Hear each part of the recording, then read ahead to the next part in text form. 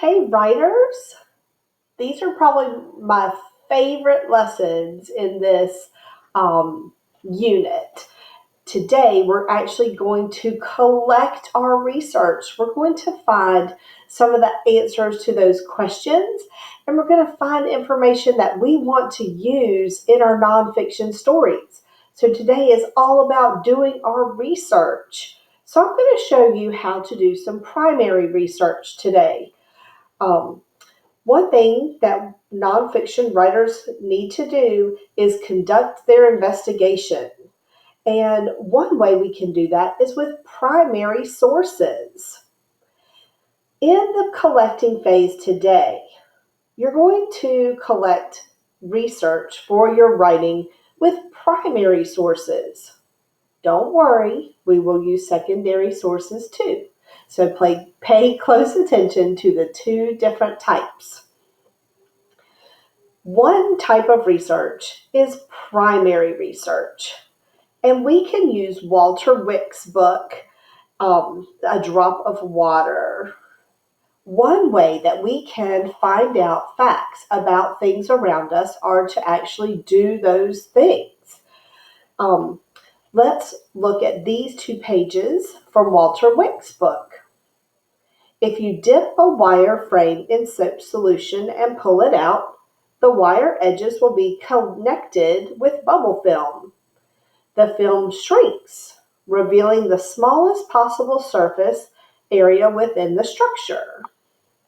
When this bubble frame was pulled out of the soap solution, 12 panels of bubble film connected at the center of the frame. A straw was used to blow a bubble in the center. The 12 panels pulled that bubble into the shape of a cube. So Walter Wick had questions about what would happen if I dipped this wire in bubble solution. What would happen after I dipped it if I blew a bubble into the solution?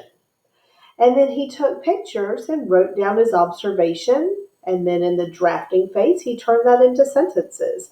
So he probably made lots and lots of different frames. And then he chose two that he thought would best fit in his book.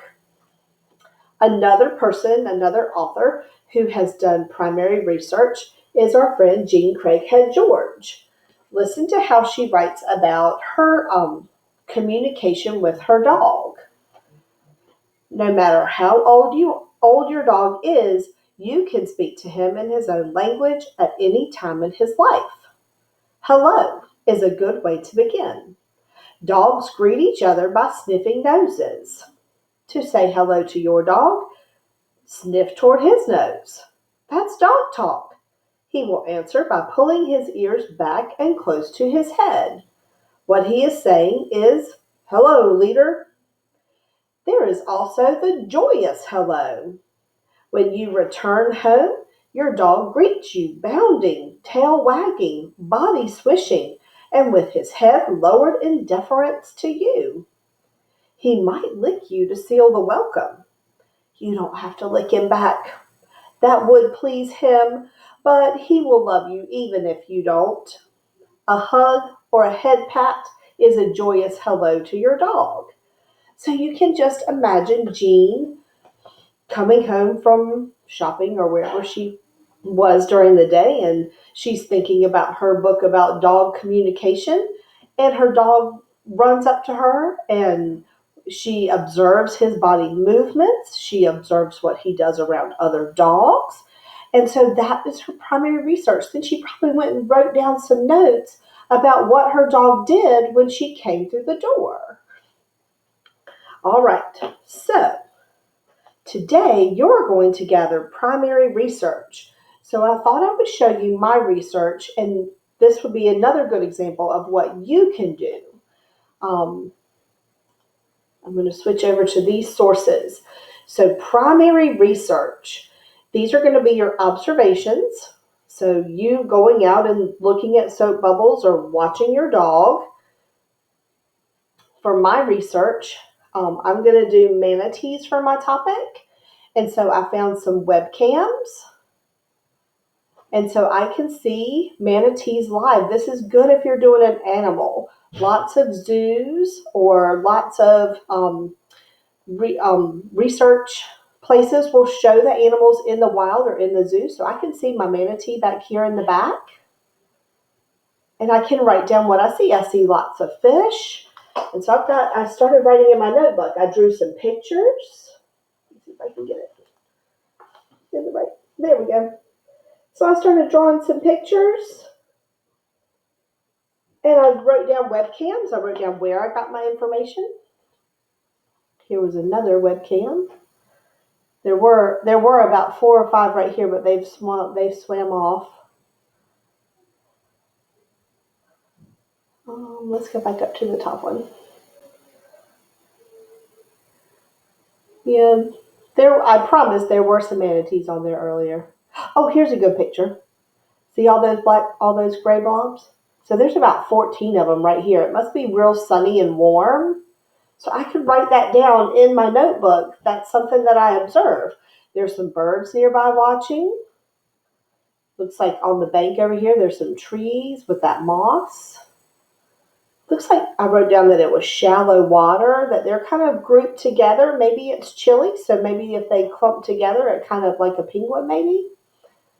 So today's all about my observations. I can see some other animals, like some other fish.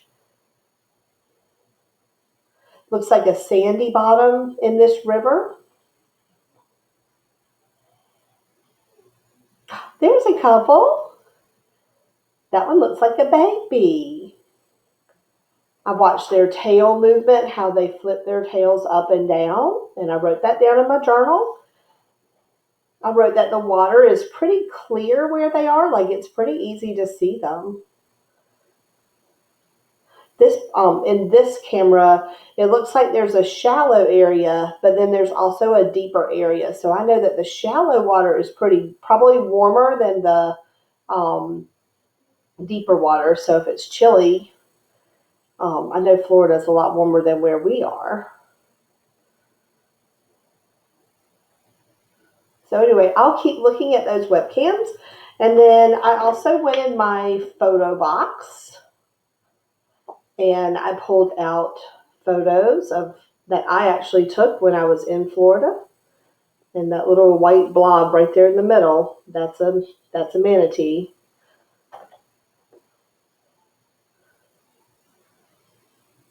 I also wrote down that whenever I go on a trip, I usually keep a journal. And so in my journal, I kind of went back and read about the day that we went and saw the manatees. And I wrote some of those notes down from my diary. Like when we went snorkeling, we actually got in the river. We had to swim about half a mile, and it was just really shallow, but we had flippers and snorkel gear on. And then when we got to where the manatees were, there were like floaty ropes, and you had to kind of like stay back away from them. We couldn't get really, really close to them, and definitely not touching them. And they did have like park rangers close by that would kind of keep an eye on the tourists that were watching the manatees and make sure that we didn't disturb them. And I remember in my journal, I wrote that it was like early that morning. We got up early and had to drive a little bit. And then we rode in our boat, in my friend's boat. So this was Crystal River in St. Petersburg. This river is at Blue Springs State Park in Hermosa Springs. So when I do some secondary research, I might look at some of the other things over here to the side. But so that was my primary research for today. Other things you can do, you can read interviews. So if you have, like some of you are doing World War II and World War I, you could do some you could read some interviews that maybe some veterans have published, like in a newspaper or magazine. You can look at research. Some of you are doing scientific, so you can look at if it's like a weather report, or if it was like, I think some of you were doing earthquakes and tsunamis. So you could look at some of the weather reports and some of the research that was done around the time of that weather or natural disaster. There may be published diaries or letters that you can read I remember that from our book, Great Chicago Fire. And in his bibliography, he had um, some of the sources that he had were letters and journals and newspaper articles that were published at that time, like whenever this event happened. And so he went through and looked at some of those. If you're doing, I know a couple people are doing like groups of people, like from Black History or from like women's rights or things like that. You could look at speeches that famous people gave about that event. Um, Looking at relics and artifacts. So that would be kind of like my photos that I brought back. Or if I had brochures that were published, so those are kind of like artifacts. Or if I had other things that maybe, like if you have things from World War II that your family has saved, like your great uncle's medals or a flag or something like that, or something meaningful that came from that event, that would be like an artifact or a relic. So primary research is all about things that that came from right then in that moment.